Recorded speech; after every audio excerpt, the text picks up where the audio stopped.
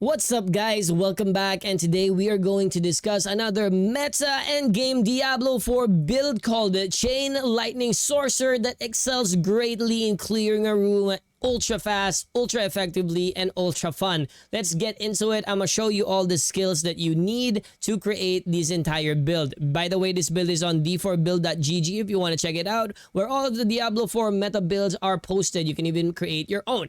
Now let's go ahead and check it out. On our core skill, we're going to get Spark. Spark launches a bolt of lightning that shocks an enemy 4 times, dealing 8% damage on each hit. Now if you enhance it, Spark hits its primary target. When Spark hits its primary target, it has a 40% chance to hit up to 3 additional enemy for 6% damage. Now what's interesting is if there are no valid enemies, it instead deals 20% increased damage to its primary target. Now let's get started on where the AoE will begin. We got our Fireball. It hurls an exploding ball of fire, dealing 84% damage to surrounding enemies. This is what we're going to use to clear very close clustered enemies, right? So we're going to enhance it and increase the Fireball's radius by up to 50% based on the distance the Fireball travels. We're going to get Destructive Fireball, which increases the Fireball's explosion's critical strike damage by 10%. For each enemy it hits, it increases this bonus by 5% up to 25%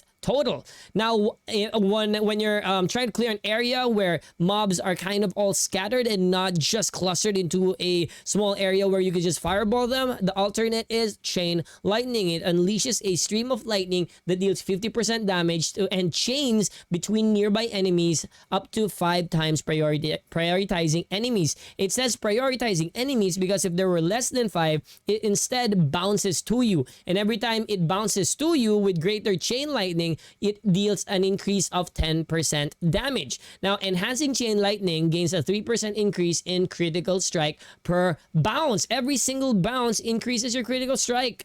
Now, we're also going to take Devastation and we're going to max it up to rank 3 for an increase in mana because we need so much mana for this build. We're going to be using a bunch of Fireball, a bunch of Chain Lightning, a bunch of other stuff. And of course, we're going to get Elemental Dominance because we have 2 core skills in this build. So getting a 9% increase in damage for core skills whenever you cast them above 50 mana is gonna be amazing for your room clearing capabilities. Now, for the defensive cluster, firstly, we're going to get Teleport. So Teleport makes it so that you can come into and out of trouble. And when you hit people, like if you're trying to get into the fight, maybe trying to position your Frost Nova and you hit a bunch of enemies, it reduces the cooldown of Teleport. Now, what's cool about this is when you're trying to engage, or whether you're trying to engage or trying to get out, what's cool about this is Shimmering Teleport gives you a 30% damage reduction for 5 seconds upon arrival. Now, we are going to need both the Shimmering Teleport, this Ice Armor, and a few more damage reductions that I will discuss with you later because we are going to take Glass Cannon. With Glass Cannon, you deal an 18% increased damage, but you take 9% more damage. So that's where Ice Armor comes in. It gives you 30% of your base life as armor for 6 seconds, and 5% of all the damage that you deal while the barrier is active increases your Ice Armor barrier. Now, enhancing it increases our mana regeneration by 25%. Always a good thing because like I said, we're gonna need a lot of mana here. That's the whole point why we took out Devastation, and why we took Devastation.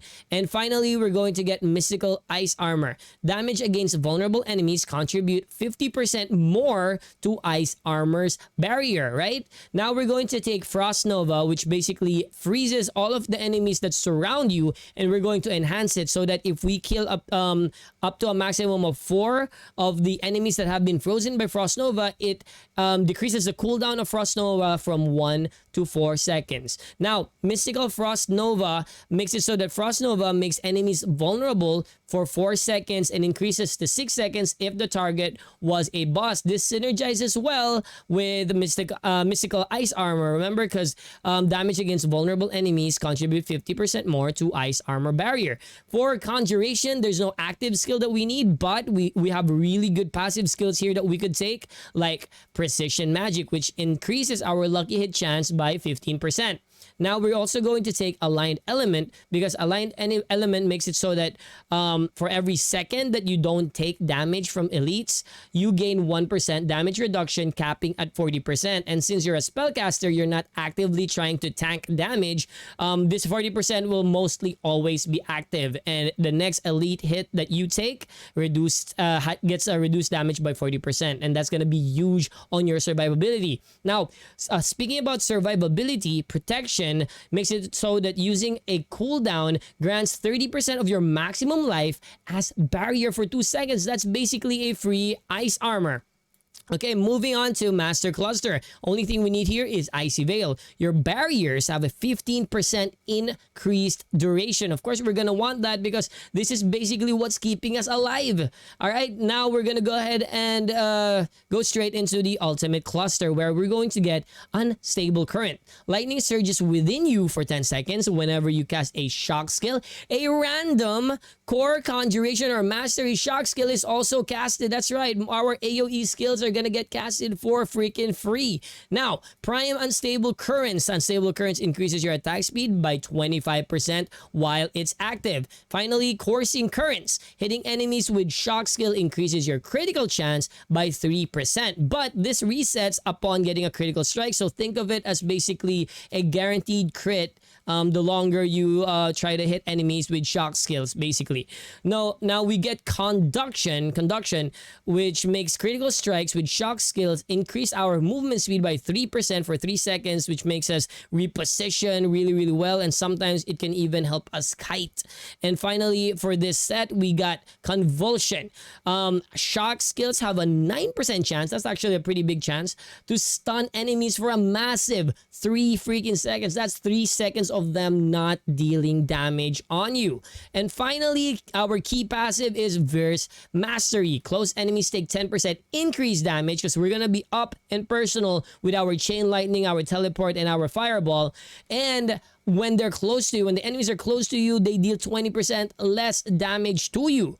Plus, critical strikes increases these bonuses by 25% for 3 seconds. So we got a bunch of damage reduction passives, like there's Mastery, we've got Align the Elements, and of course Shimmering Teleport. All of them coming together to make it so that we don't die from just taking Glass Cannon, and we do all of that increased damage, and that increased damage is going to synergize well with our Ice Armor, because the 5% of the damage that we deal, which is also increased if the enemies are vulnerable, goes into our stack of Barrier.